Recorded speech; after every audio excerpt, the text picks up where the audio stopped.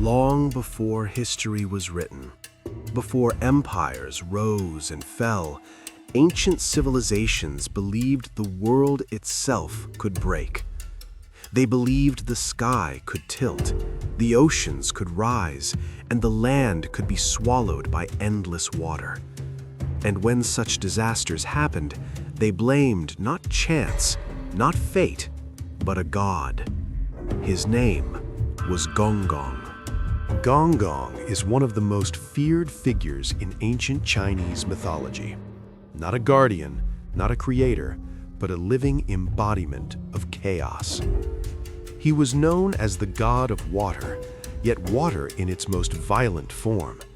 Floods that erased entire regions, storms that shattered coastlines, tides that obeyed no law but destruction. To the ancient world, Gonggong was not evil by choice, he was disaster by nature. Descriptions of Gonggong vary across old texts, but most agree on one terrifying image: a colossal being with the body of a serpent, massive and endless, coiling through oceans and rivers alike. His presence alone was believed to disturb the balance of heaven and earth.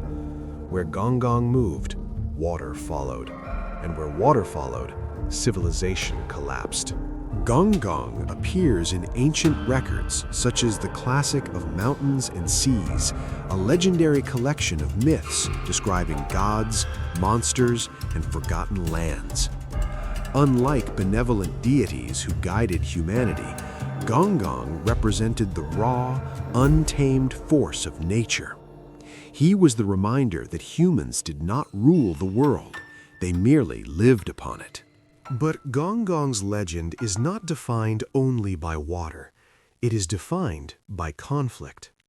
According to myth, Gonggong challenged Zhuangzi, a powerful god associated with order, authority, and the structure of the cosmos. Their clash was not just physical.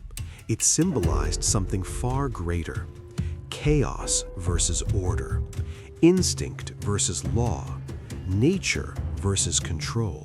The battle shook the heavens themselves. Water collided with divine power. Storms swallowed mountains. The sky burned with unnatural light. In the end, Gonggong was defeated. But defeat did not bring silence. It brought rage. Consumed by fury and humiliation, Gonggong made a decision that would forever scar the world. He charged toward Mount Buzhou, a sacred pillar said to support the sky itself. With unimaginable force, he smashed his head against the mountain. The pillar cracked, the sky tilted, the earth shifted. From that moment on, the world was never the same.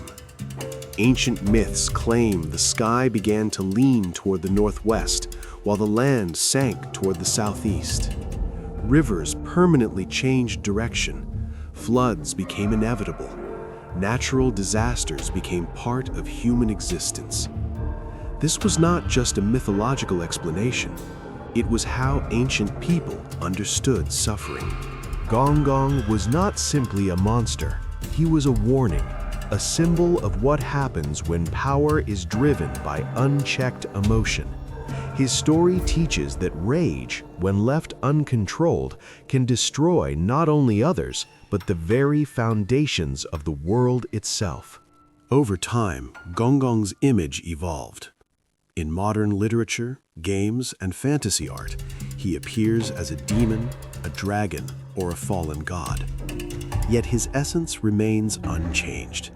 He is the force that cannot be reasoned with, the flood that does not negotiate, the storm that does not care. Even today, when massive floods devastate cities, when oceans rise beyond expectation, the ancient myth of Gonggong feels strangely relevant. He represents humanity's oldest fear, that nature does not answer to us. Gonggong reminds us that balance is fragile, and when that balance is broken, the consequences echo for generations. This is why his legend has never faded.